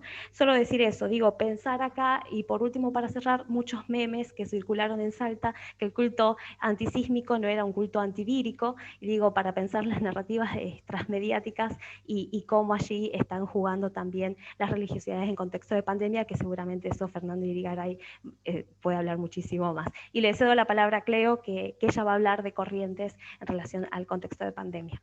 ¿Estás, Cleo? Muchas gracias, Daniela, muchas gracias. ¿Cleopatra? Sí, estoy acá, a ver si me... Ahí está. Ahí te vemos. Creo que tenemos poco tiempo, pero bueno, voy a tratar de puntualizar algunas cuestiones. Yo voy a hablar un poquito del fenómeno del Gauchito Gil, que excede un poquito la provincia de Corrientes, y creo que ya no va a necesitar mucha presentación para ustedes. Obviamente que quienes estudiamos en el campo de las devociones populares hemos empezado a ver con atención cómo todas las medidas implementadas por la propagación del COVID-19 modificaron completamente, ¿no?, los rituales que realizan cientos de miles de devotos anualmente para honrar el 8 de enero al Gauchito Gil. Ustedes saben un poco que, no voy a saltearme un poco la figura en sí, después si quieren hablamos de eso, pero quiero plantear básicamente que una de las características que tiene que este mito y también esta devoción es una devoción agigantada y expandida, que se materializa anclada en cientos de altares ruteros, santuarios barriales, en diferentes regiones del país, específicamente y sobre todo, ¿no?, en la provincia de Buenos Aires, en la Patagonia, en el NOA. Hace mucho tiempo, ya desde el 2005 más o menos, empezaron a proliferar los santuarios virtuales en el caso del Gauchito Gil, a diferencia de otras devociones. Es cierto que en el contexto de pandemia los grupos y las comunidades de Facebook se incrementaron al triple, y estamos hablando de grupos que llegan alrededor, solo los grupos, estamos hablando de alrededor de 100 grupos de Facebook que tienen entre 4.000 a 70.000 amigos o seguidores, y que están vinculados en todos sus casos con asociaciones tradicionalistas, grupos de peregrinos específicos, grupos vinculados a santuarios específicos anclados en determinados lugares, de distintos lugares del país, que todos esos grupos, digamos, hace mucho tiempo vinieron construyendo, esto yo un poco lo trabajé en mi tesis doctoral, vinieron construyendo un poco desde abajo ya este movimiento en las redes sociales para dar a ver otro Gauchito Gil que no era el que se mostraba a través de los medios tradicionales de comunicación que estigmatizaban fuertemente a esta figura y a esta devoción, y bueno, un poco sigue sucediendo, y sobre todo con el caso de San La Muerte, ¿no? Un minuto, Cleo. ¿Sí? Ya estoy, ya no me queda más nada. Bueno, básicamente que es una devoción extendida, y es extendida y sigue, más allá de todos estos santuarios a lo largo y ancho del país, sigue siendo fundamental el santuario de Mercedes Corrientes, que su característica que es un santuario extendido a la vera de una ruta nacional, donde circulan, donde se vinculan los cuerpos, y a diferencia de lo que decía la compañera, creo que es Susana Martins, estamos hablando de cuerpos que no son dóciles, que no son disciplinares, que son cuerpos en celebración y en fiesta, y donde la necesidad o el reclamo del cuerpo vuelve a ser fundamental. Bueno, ¿qué es lo que se vio volviendo un poco a lo que decía Dani, ¿no? ¿Qué se hizo? ¿Qué pasó desde el santuario central? Todo el mundo reclamaba poder llegar a Corrientes, porque más allá de la red de capillitas y las redes de altares virtuales, sigue siendo, digamos, el lugar donde se presentifica el Gauchito Gil el 8 de enero, y hacia donde se peregrina, ¿no?, para cumplir una promesa y para construir comunidad desde ese lugar, ¿no? Y un poco para ir cerrando, no me puedo extender, porque básicamente quiero decir, hubo una ausencia de los cuerpos en desplazamiento, ¿no? Hay una ausencia de los cuerpos de desplazamiento en esa ruta alrededor de la ciudad de Mercedes, a lo largo de todo el país. Hay una ausencia de la fiesta multisensorial, y también hay una fuerte presencia de la celebración regulada institucionalmente. Lo que se vivió en el santuario de Gauchito Gil en Mercedes fue transmisiones totalmente mediadas por la iglesia, por la municipalidad, y donde Sí, bueno, eso quería, disculpen, pero me habían invitado y bueno, estamos tratando de decir esto, ¿no? Estas cuestiones de claramente lo popular ahí está reclamando el cuerpo, ¿no?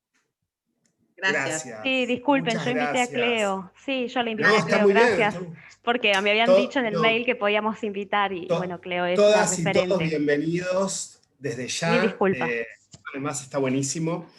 No, lo que por ahí con Paula queremos es priorizar la posibilidad de que todo el mundo exponga, y luego de las exposiciones podemos charlar sin ningún problema. Nos parece muy importante, y es un poco violento, yo por supuesto lo entiendo y les pido disculpas, porque además son temas que nos apasionan, además de que son temas con los que trabajamos a diario, ¿no? Que tengo de todo para decir sobre los feligreses web del Gauchito. Silvana Comba habías pedido la palabra sobre un tema asociado, con lo cual quizás es un buen momento ahora. Luego, Nadir, y cerramos la ronda de exposiciones con Fernando, ¿sí?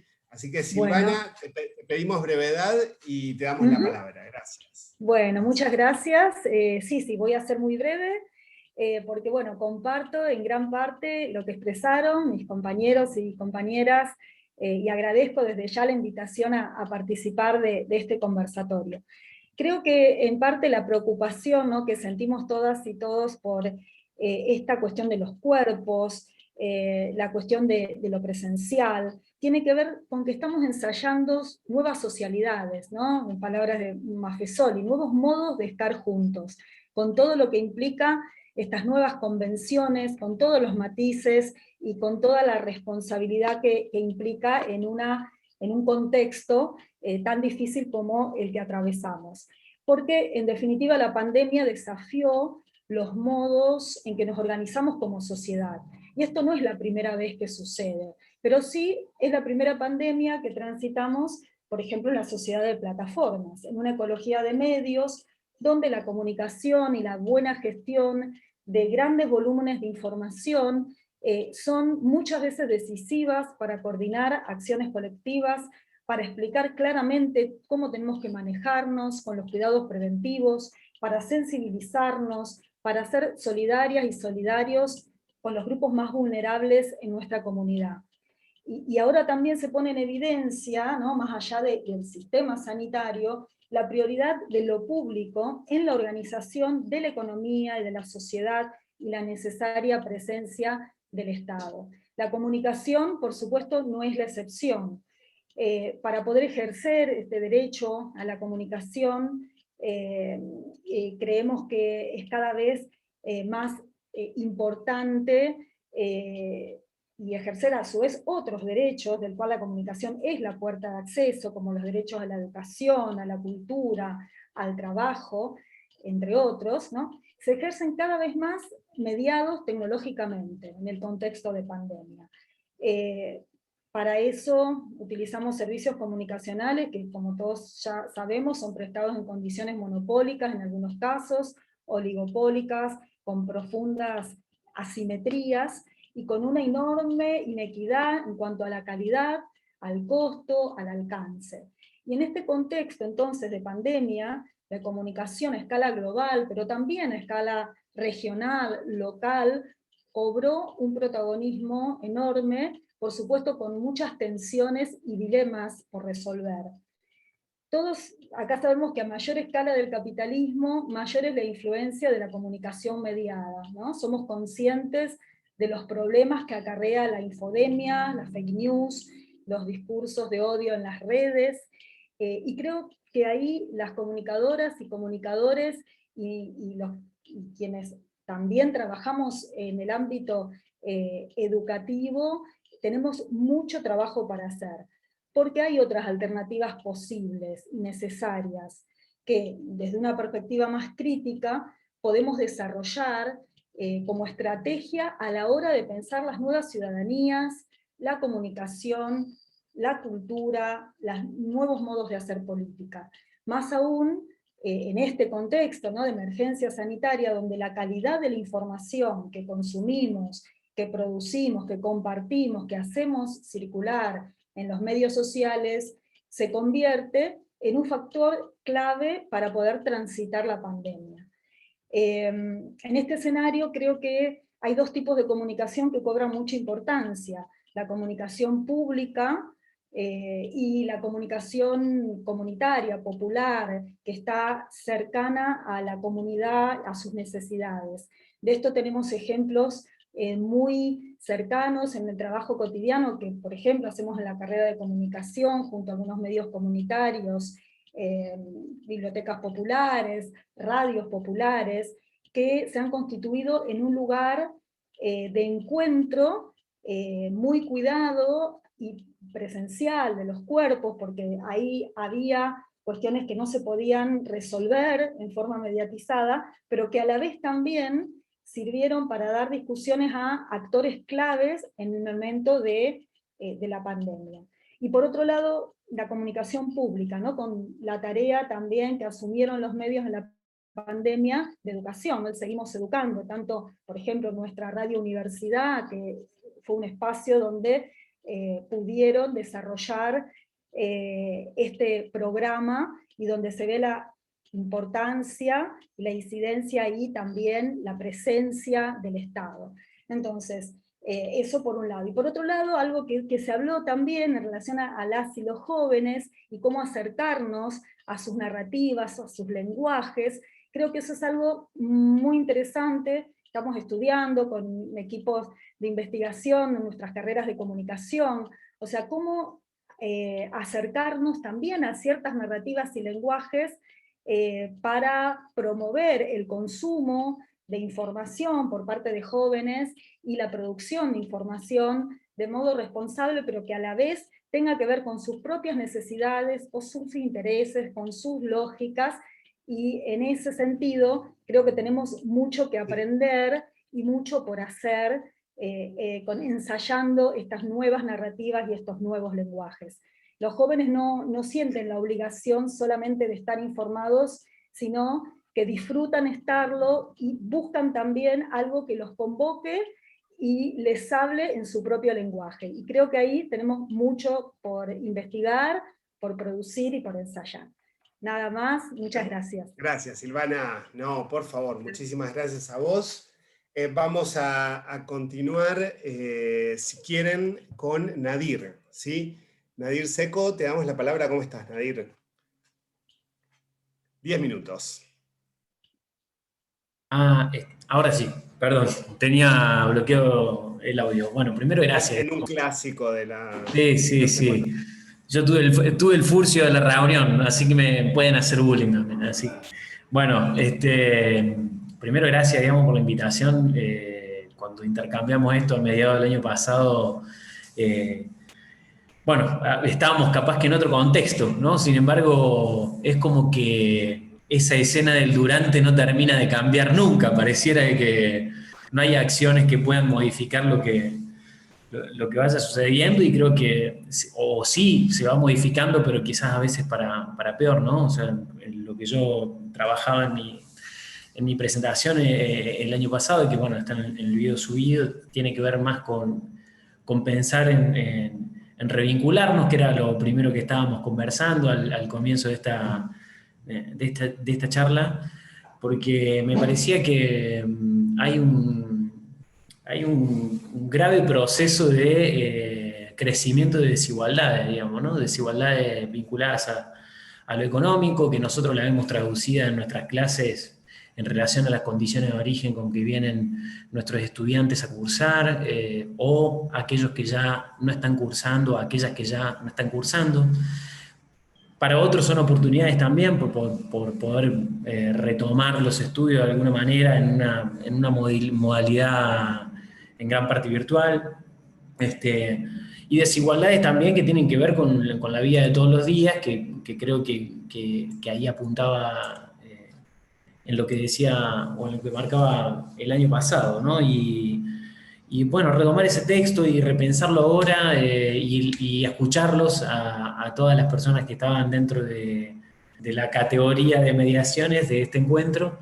Creo que hay muchas cosas que van dialogando entre nosotros, ¿no? La idea de que estamos como en un proceso ya no solo de convergencia, como las marcaba Ramón Salaverría en algún momento, que explicaba como 4, y a esa todos le íbamos agregando algunas que otras más, sino más de la perspectiva de Carlos Scolari, ¿no? De una modificación de nuestras interfaces, digamos, ¿no? Y en esa lógica de interfaces también tenemos que aprender primero a reencontrarnos nosotros, tenemos que aprender a volver al aula, a ver qué cosas hicimos el año anterior para que en esta propuesta la tengamos con mayor criterio, y ver cómo podemos pasar esta, repito, escena del Durante un tanto trágico que cambió todo, digamos.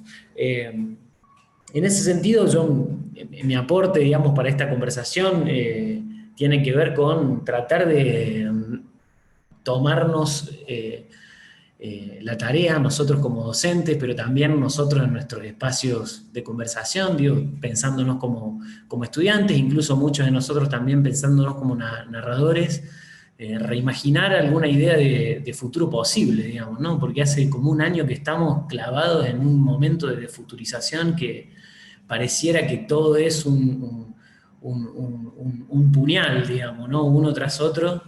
Y creo que la tarea que al menos tenemos nosotros, formados en la comunicación, formados en las narrativas, docentes de estas áreas, es tratar de pensar de qué manera empezamos no a resolver con un solucionismo a la carta, digamos, esos problemas, sino tratar de abrir la puerta a debates para que nos permitan volver a imaginar un país como el que teníamos hace un tiempo, o un país mejor que el que teníamos hace un tiempo, pero con una perspectiva en el que breguemos por algún tipo de justicia social, que me parece que hay que reinventarla también, algún tipo de democracia, que creo que siempre estamos aprendiendo a cómo construirla, digamos, algún tipo de forma económica que no sea el advenimiento al capitalismo de plataformas, por ejemplo, que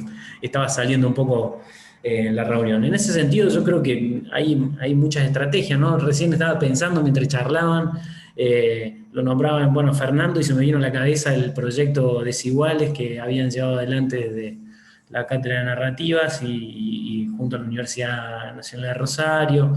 Y digo, bueno, qué gran momento para pensar un Desiguales 2, ¿no? Si lo dejamos como picando, a ver cuántas desigualdades en nuestros relatos hogareños hay, digamos, para poder mostrar y desde ese lugar empezar a decir y a planificar ese futuro posible pensando en esa gente. Creo que este encuentro es un poco el reflejo de eso, poder imaginarnos una gran conversación.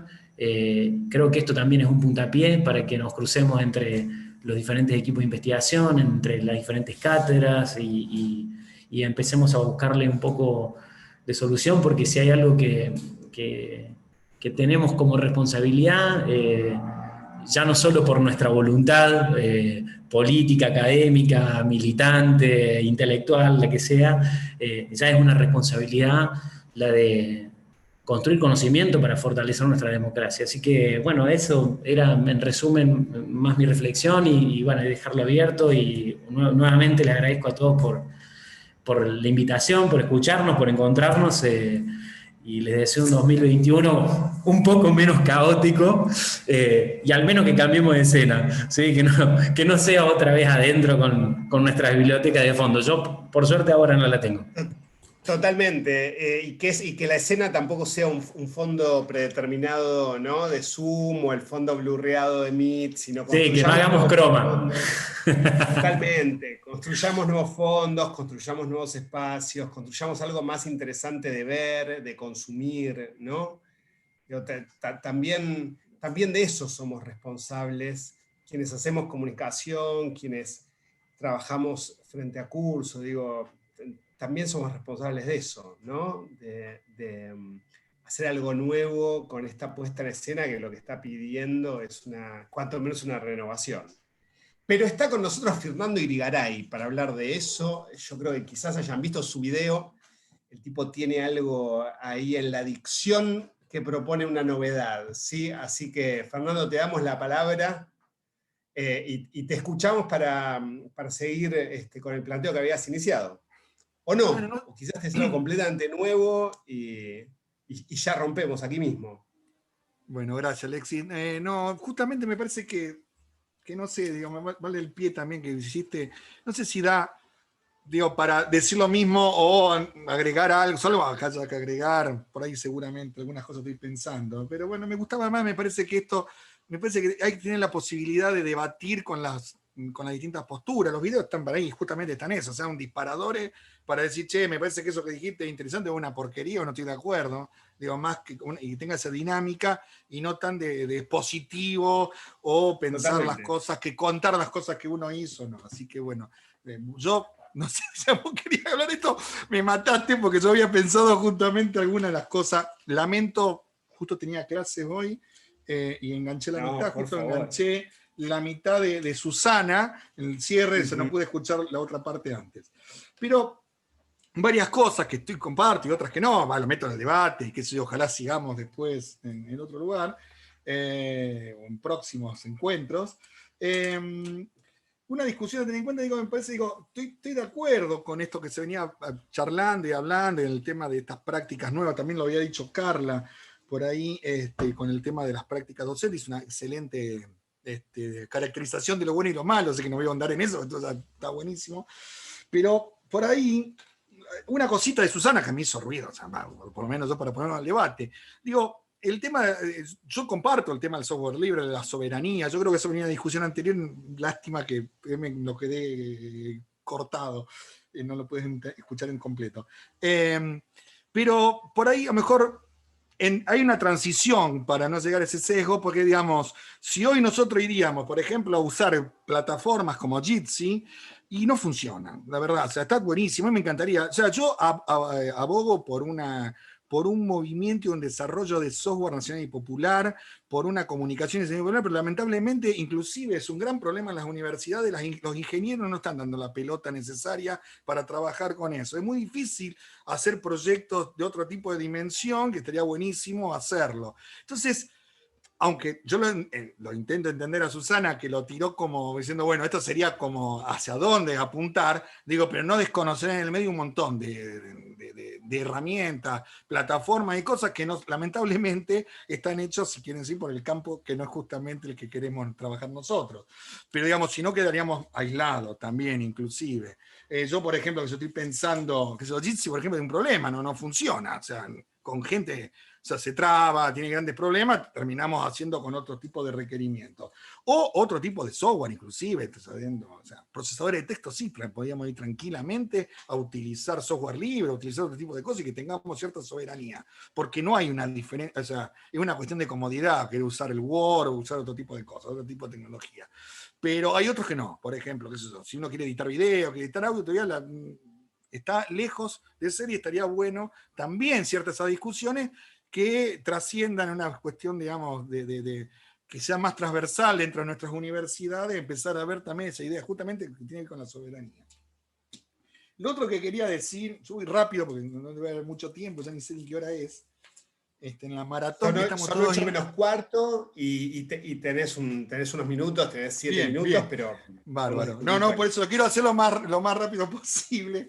Además estamos todos de maratón en maratón de videoconferencias, clases y todo, entonces para no volver cansar a todos. Y entonces esto me traía también algo que había comentado Claudia, que estoy totalmente de acuerdo, más con los territorios, bueno, vamos a hablar un poquito de los territorios, un poquito, pero es que justamente estas cuestiones que están pasando, ¿no? y que tienen que ver con la tecnología, esta discusión de la tecnología sí, la tecnología no, o sea, obviamente ya no vamos a definir que la tecnología es neutra, no es neutra, obviamente hay un algoritmo lo construye una persona, y eso tiene una ideología y tiene una forma, o sea, un direccionamiento determinado. Lo que me interesaba ahí justamente es que la tecnología hay que entenderlo como una amplificación, también una amplificación de las vanidades y una amplificación de lo más democracia. O sea, si hay democracia en el aula, se amplifica esa democracia, y si es educación bancaria, eso se amplifica, y se ha visto como nunca en esta pandemia, con justamente la idea de las virtualizaciones de clases que no estaban pensadas para ver en la educación a distancia, no estaban pensadas para la virtualidad, y lo que estuvimos viendo es justamente, te diste cuenta las clases de los docentes que hacían en educación bancaria, y se vio totalmente amplificada y sobreexpuesta en este tipo de cuestiones. Entonces, entender eso como una amplificación. En realidad no es un problema tecnológico, es un problema político y comunicacional desde el vamos, ¿no? La tecnología las adecúa a eso. Lo otro... que me parecía interesante, y termino la parte de la universidad, o por lo menos con lo educativo, después quería hablar de otra cosa, que tenía que ver con el tema de cómo estamos hoy en las universidades y con estos nuevos formatos. O sea, realmente creo que lo poco bueno que trajo la pandemia ha sido la posibilidad de entender que las clases virtuales, la educación virtual, no era algo menor, ni que estaba así, digamos, que era una educación con menor desarrollo, sino que realmente, primero, concientizó a la gente que era, y a los mismos docentes que criticaban, era que es mucho más trabajo, que es mucho más ordenado, que necesita de una cuestión que no es tan solo ir a una clase y hablar y exponerla, sino que necesita estrategias pedagógicas, estrategias de comunicación, y ahí se vieron mucho que no lo pueden hacer porque no tan solo que no tienen expertise, sino que no tienen las ganas de hacer eso, ¿no? Que tiene que ver con esa subjetividad. Entonces, en eso, también lo que, digo, más allá de lo, justamente, digo, para no sumarme a lo que decía Carla, que se lo dijo muy bien, con todas las bondades y con todos justamente los problemas de conexión y de todo lo que ya sabemos que hay en Argentina, que es muy deficitaria y de mucha desigualdad.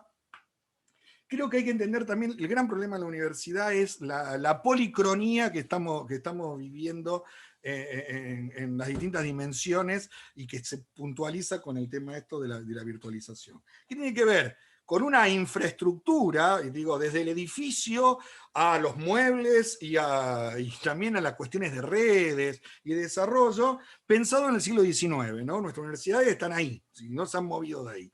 Tiene docentes y un equipo de estructura que está en el siglo XX y tiene estudiantes que están en el siglo XXI. Entonces hay un problema, porque tenemos distintas temporalidad en simultáneo que hacen que se dificulte. Por ejemplo, no puede existir cosas como les debe suceder a todos, que es, querés usar una plataforma y dicen, no, bueno, está bien, pero solamente el técnico va a estar de 8 a 1. Va a decir, bueno, pero escúcheme, yo la tengo a las 2. Y bueno, hágala y arréglese. O el fin de semana no atiende nadie. O sea, no se puede concebir un modelo así, que es un modelo híbrido como el que vamos, y de acá no vamos a salir. Yo estoy convencido, esto, disculpe, no quiero ser taxativo, pero yo creo que a esto que llegamos, ¿no? A esta hibridación, en términos como lo hablamos hoy, como dijeron varios, sobre el tema de Jesús Martín Barbero, estamos en un momento, es híbrido, y realmente esa es la característica. No vamos a volver atrás, no vamos a volver nunca más a la presencialidad como la conocíamos antes, ni vamos tampoco a hacer que esto va a ser virtual siempre, sino que vamos a ver un modelo blended learning, lo que quieran, y utilizaciones de esos dos mundos en un continuo. Entonces, para eso hay que mejorar. Pero mientras tengamos este tipo de dificultad, donde todavía se piense que las cosas tengan, por ejemplo, los fines de semana no se atienden cuestiones tecnológicas, digamos, necesita también esto un cambio de mentalidad de cómo manejar estas situaciones, porque justamente el estudiante, el mismo docente, hace práctica en distintos momentos. Y si es cuestiones que tienen que ver con la sincronía, no puede haber sincronía en solamente la atención, no de cuestiones administrativas, que uno sí se puede tener un horario determinado y puede ser el mismo, pero no otros. Y ese es el gran problema. Y bueno, creo que la gran discusión con todos los que tenemos algún cargo jerárquico o de directivo en alguna de nuestras universidades, de discutir con nuestros rectores, otras instituciones y todo. Lo dejo como para pensarlo. Y lo otro que quería ir cerrando, me queda un minuto, perfecto, era el tema de las territorialidades, ¿no? Y me parece que sí, Claudia lo dijo muy bien, digamos, estos nuevos territorios transmedia, a mí me gusta hablar de metaterritorialidad, o de territorialidad expandida, digamos.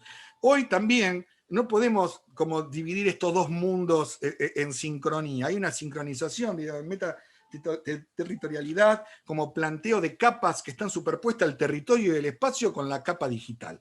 Y en esa capa digital estamos continuamente entrando y saliendo en eso. Entonces, hoy los medios, las cuestiones que tienen que ver con nuestras comunicaciones, el tema educativo, o sea, todo esto que es transversal, juega en esta idea de la metaterritorialidad, juega entre el medio del campo digital y el medio del campo del territorio, que es lo que nos está faltando ahora, esta sensación, ¿no?, de estar encerrado en otra casa, digo, pero ya vamos a salir. Entonces empieza a jugar también esta relación del territorio, el espacio, con las vivencias, con todo, y la inclusión de esa capa digital. Nada más, no sé si sirvió, pero me pareció como un resumen más o menos, y luego como para tirar algún disparador para seguir discutiendo adelante. Gracias. Gracias, Fernando. Gracias, Fer. Paula. ¿Alguien quiere intervenir, hacer un comentario? Nos quedan 9 minutos formales. ¿Yo puedo? Sí. No, me resultaba muy interesante este planteo general de Fernando, que cruzaba mucho de lo que se dijo. A mí me resulta muy valioso para pensar esto que pasa, tomo lo primero que planteabas, en relación con, por ejemplo, los sistemas de videoconferencia, ¿no? Los sistemas de videoconferencia, los sistemas de distribución, los sistemas de licencia, y a la vez el planteo de soberanía, pero además las decisiones político-ideológicas educativas, ¿no? En algunos casos, nosotros teníamos, digo, en las universidades nacionales teníamos campus que de ninguna manera contemplaban las videoconferencias. Se invirtió, vos mencionabas a los rectores, digo, se ha invertido muchísimo dinero en algunos casos en adecuar los campus para que incluyan videoconferencias. Algunos de nosotros, sobre todo quienes estuvimos en los años de Conectar Igualdad y qué sé yo, íbamos por la no videoconferencia, buscábamos la asincronía de una. La semana pasada, en un encuentro con Cecilia Sagol, que armamos en la Universidad Nacional de Moreno, me encontré con Cecilia sumando a la videoconferencia al entorno de educación a distancia, algo que hace unos años hubiese sido impensado, porque en educación a distancia nadie hubiese pensado seriamente en una videoconferencia. Sin embargo, nos encontramos ahora hablando de videoconferencias e instalando sistemas de videoconferencia, acaso cerrados, en campus montados sobre Moodle abiertos, ¿no? Digo, estamos en una etapa muy incipiente, mencionaste el Jitsi, yo recuerdo conversaciones durísimas el año pasado respecto de qué sistema usar y cómo algunos se ponían en fundamentalistas del robo de datos. Quiero decir, hay un universo de conversaciones que evidentemente todavía tenemos que dar, ¿no? Y que me parece que lo que efectivamente empieza a quedar claro es que el blended learning es el camino, ¿no? Por muchas razones, económica una de ellas, ¿sí? Pero digo, de ahí para adelante es todavía mucho lo que tenemos que pensar, y me parece muy rico para retomar en algún momento esto respecto de qué hemos hecho y cómo hemos discutido el tema de las videoconferencias, por citar un caso en los campus, ¿no? Sí, en este conversatorio que es mediaciones, lo que nos propusimos reflexionar es esto, es qué sentidos producimos a partir de las posibilidades tecnológicas. Y lo que se ha dado en estas 2 horas ha sido una muestra, me parece, inclusive hubo tensiones que me parece que las tenemos que capitalizar y continuar, pero de los múltiples usos que hicimos con las tecnologías y de las tecnologías en este contexto de pandemia. Me parece que fue un relato muy rico, inclusive, y no por puro optimismo tecnológico, sino por esta posibilidad de coincidir en tiempo, 2 horas, de espacios muy diferentes. Fíjense el mapeo que tenemos de nuestra heterogénea Argentina, ¿sí? Estamos de Córdoba, de Rosario, de Buenos Aires, de Salta y de la Patagonia. Digo, no quiero seguir nombrando y no olvidarme. Digo, de La Pampa. De La Pampa. Digo, pero esta también es una posibilidad de un diálogo diferente, de una mediación nueva que nos da la tecnología. Y en esto me parece que tenemos que seguir como complejizando y también me parece bien interesante muchas de las cosas que mencionaron ustedes en relación a aquello que dije fue hace un año que era otro el contexto. Y hoy es otro el contexto y nos cambiaron, se nos alteró el escenario y va cambiando nuestra experiencia. Con lo cual, las certezas, no digo todos los óleos se desvanecen en el aire, pero casi. O sea, las certezas tienen una durabilidad muy diferente a la que conocíamos. Y me parece que, insisto, desde la comunicación y desde estos espacios de reflexión podemos realizar aportes concretos a las políticas públicas, a las políticas de educación, a nuestros pueblos. Entonces, agradecerles la participación. Sí. Sí, no, si se puede sumar algo cortito. Eso te iba a decir, estaba pidiendo la palabra Luis Barreras, de la Universidad Nacional de La Pampa, y alguien por ahí preguntaba, un segundo Luis, porque antes preguntaban de qué hablamos cuando hablamos de blended learning. Simplificaré extremadamente, pero diré que hablamos de un modelo híbrido que incluye educación a distancia y educación presencial. Estoy hipersimplificando. Perdón, Luis. Bueno, muchas gracias por la convocatoria a todos y todas. Una linda sorpresa de estar con tantos amigos y compañeros y compañeras. No lo esperaba, soy el hospedador de la charla, pero bueno, está bueno eso también. No, interesante el diálogo, las tensiones. Me parece importante empezar, digamos, desde lo que decía Sergio, la razón política, y en esto lo han ido, digamos, también a lo que comentaba Carlos al principio. En estas cuestiones, si la tecnología sí, si la tecnología no, hay un texto muy rico de Jesús Martín Barbero, que es Razón técnica, razón política, espacios, tiempos no pensados, donde discute con la filosofía moderna respecto de la negatividad que tiene la filosofía de los avances tecnológicos. Y la respuesta que da Barbero es genial. Él dice, todos los jueves las madres y abuelas de Plaza de Mayo dan vuelta a la plaza buscando y no rehuyendo a la representación televisiva. Más allá de la mediación que hace el periodista o la periodista de turno, y que lo que hacen es una resemantización de esa mediación, fundamentalmente en su gesto contra la lucha del olvido de su causa justa.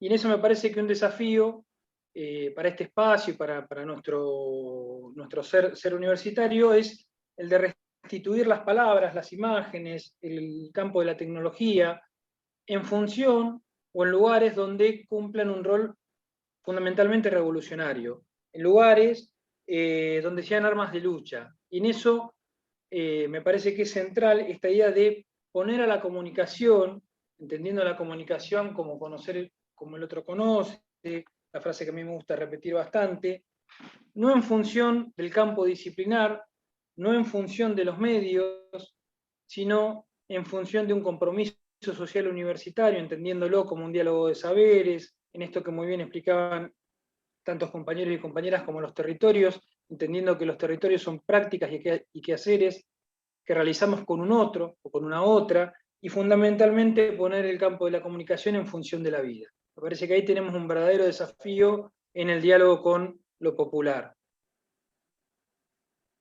Eso quería nada más. Gracias, Luis, muchas gracias. Antes de darle la palabra a Paula, me gustaría pedirles a todos, a todas, si les parece bien, prender las cámaras, porque en esto de las nuevas prácticas, vieron que solemos sacar estas fotos y tomar instantáneas respecto de los encuentros que hacemos, así que si les parece bien, ahí va. Muchas gracias a todos los que van, a todas las que van activando sus cámaras. Está divino ahí para que nuestros colegas de Pensar la Comunicación puedan tomar una instantánea.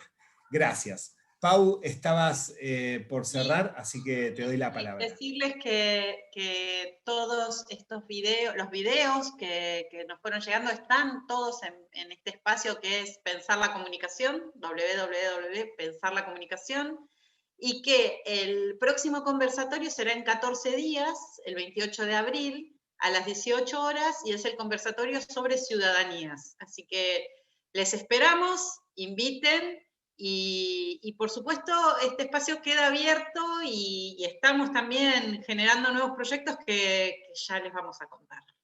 Así que, pero gracias a cada uno por la participación. Gracias a todos, gracias a todas. www.pensarcomunicación.ar. Están incluso allí todos los videos con los que trabajamos hoy y aquellos con los que trabajaremos, como dice Paula, en el conversatorio Ciudadanías, que tendrá lugar el 28 de abril. ¿Sí? Gracias a todos, gracias a todas. Bueno, muchas gracias. Muy buenas noches. Gracias.